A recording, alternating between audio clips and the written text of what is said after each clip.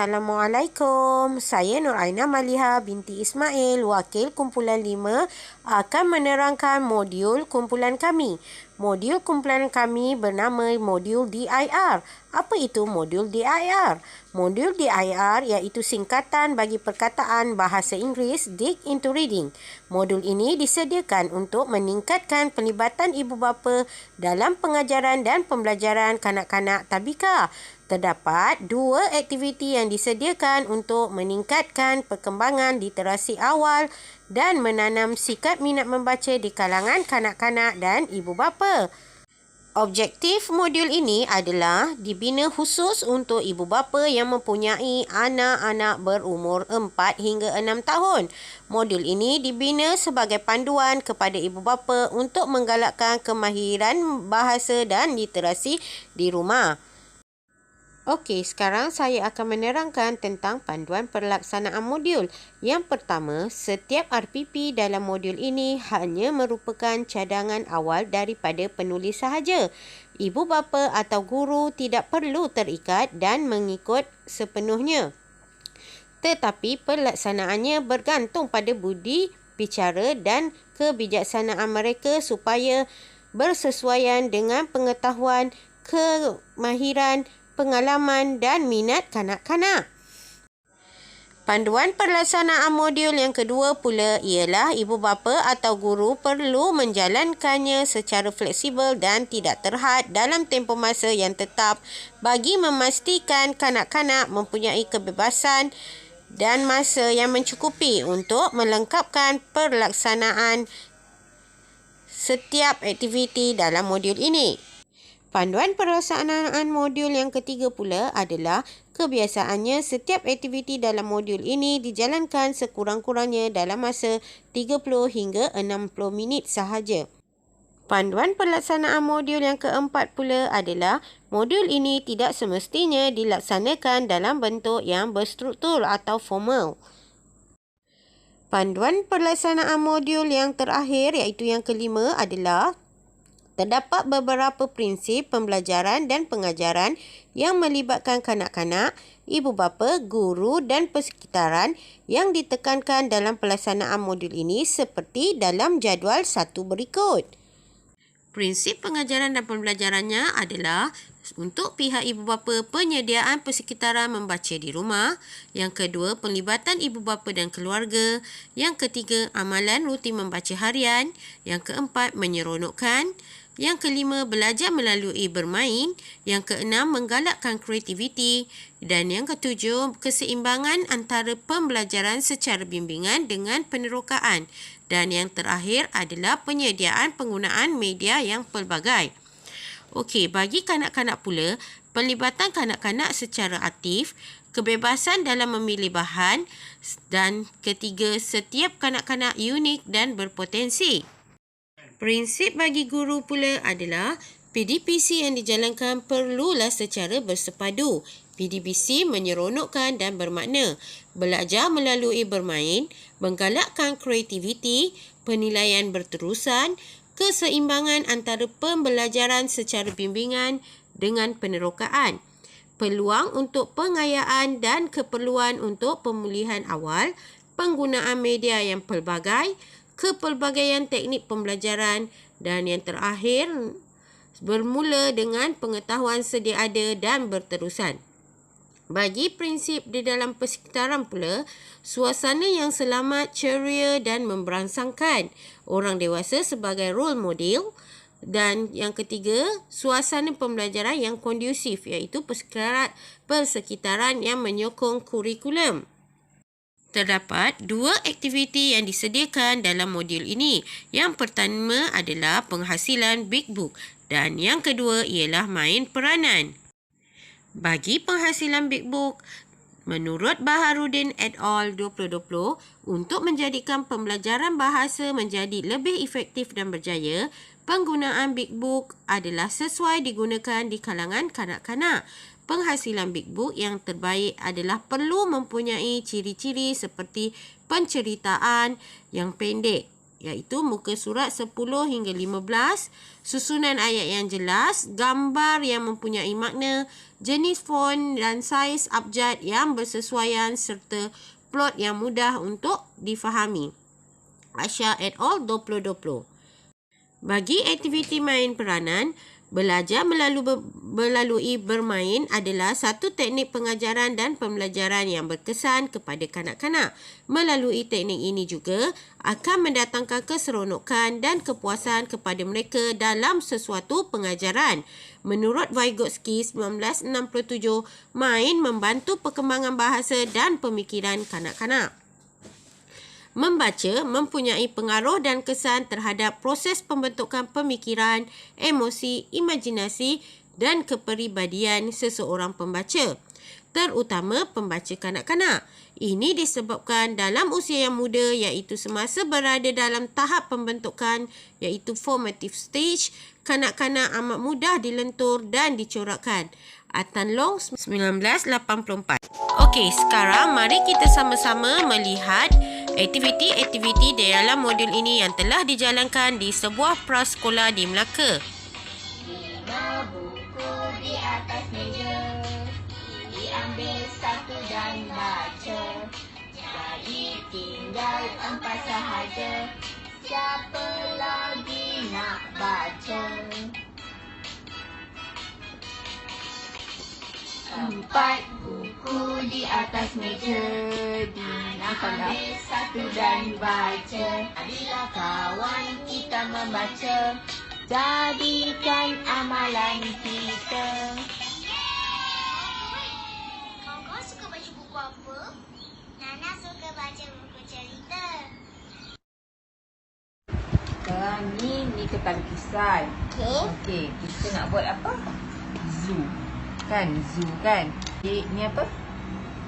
Gunting. Gambar-gambar. Gambar yang ada dekat zoo. Okey, ni apa ni? Ular. Ni Gajah. Burung. Rama-rama. Gajah. Singa.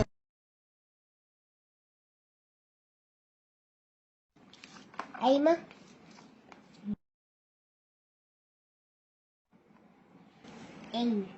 Eng. Dah.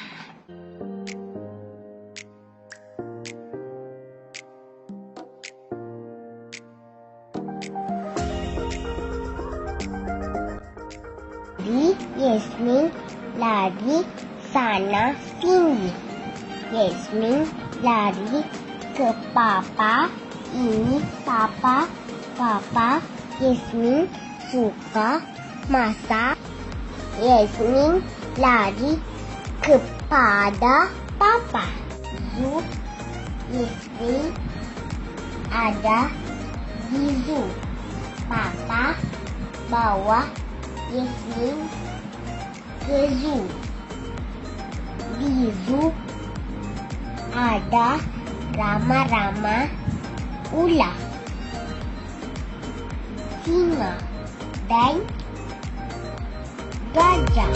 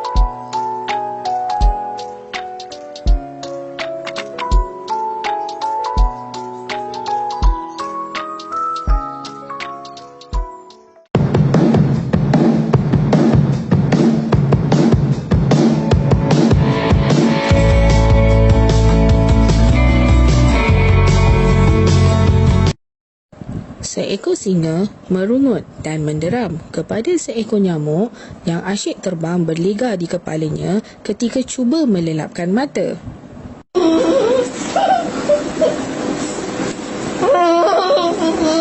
Pergi dari sini. Jangan kacau aku. Kalau tak ada aku pijak kau. Singa mengaum-ngaum tidak selesa dengan gangguan dari nyamuk. Aku tak ada nantau, tapi aku paling kuat. Jadi terlawan. Siapa menang? Kata nyamuk memperolok-olokkannya. Singa menganggukkan kepala sebagai tanda bersetuju dengan ajakan untuk berlawan dengan nyamuk. Lalu bermulanya pertarungan antara nyamuk dan singa. Nyamuk dengan pantas menjunam ke arah singa dan menggigitnya bertalu-talu di hidung dan di telinga. Ketika cuba meminjak nyamuk itu, singa tercakar diri sendiri dengan kukunya yang tajam sehingga berdarah. Cukuplah, kau menang, kau menang. Tanpa sebarang kecederaan, nyamuk terbang pergi. Dia bercakap besar tentang kejayaannya mengalahkan singa kepada sesiapa yang ingin mendengar. Dia terlalu bercakap besar sehingga terperangkap pada sarang laba-laba yang terbentang antara pokok-pokok.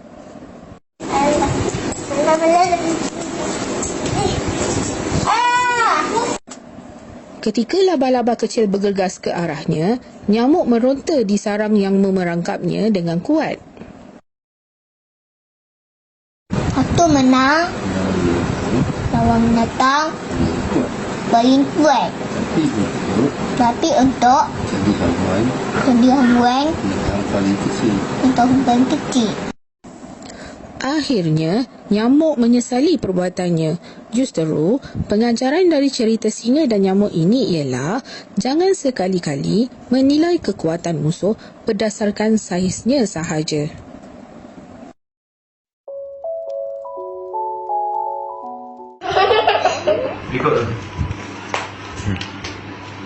Lalu bermulanya pertarungan antara nyamuk dan singa. Nyamuk dengan patah menjunam ke arah singa dan menggigitnya bertalu-talu di hidung dengan telinga.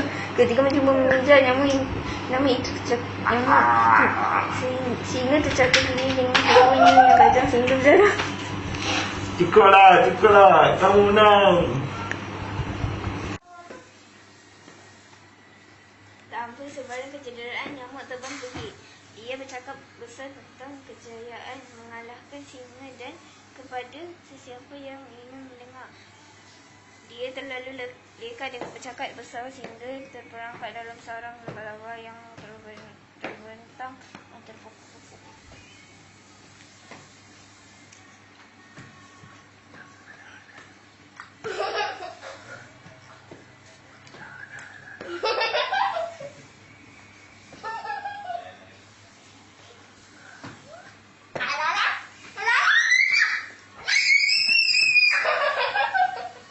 Akhirnya nyamuk menyesali perbuatannya justeru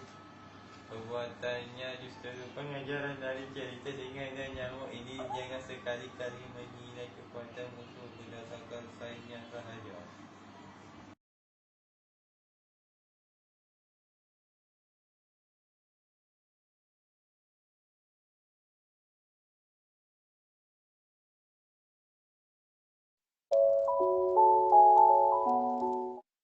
Singa merungut dan menderam kepada seekor nyamuk yang asyik terbang berlegar di kepalanya ketika cuba melelapkan mata.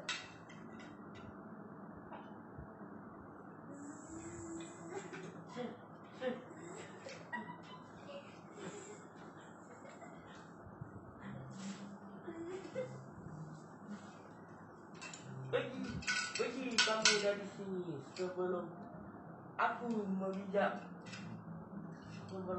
memijakmu dengan kakiku. Singa mengaum-ngaum tidak selesa dengan gangguan dari nyamuk.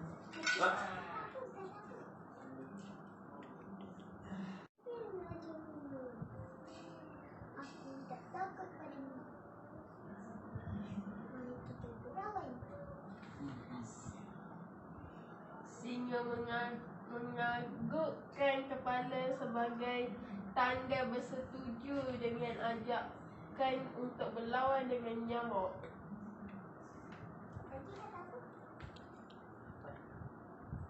Lawan. Cukup. Cukup. Kau menang.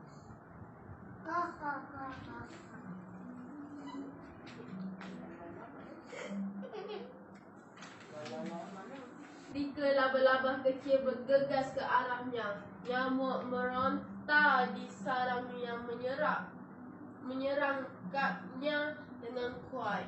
Boleh menang tapi aku kalah dengan laba-laba kecil. Akhirnya nyamuk menyesali perbuatannya. Justru pengajarannya dari cerita singa dan nyamuk ini, jangan sekali-kali menilai kekuatan musuh berdasarkan saiznya sahaja. Tamat.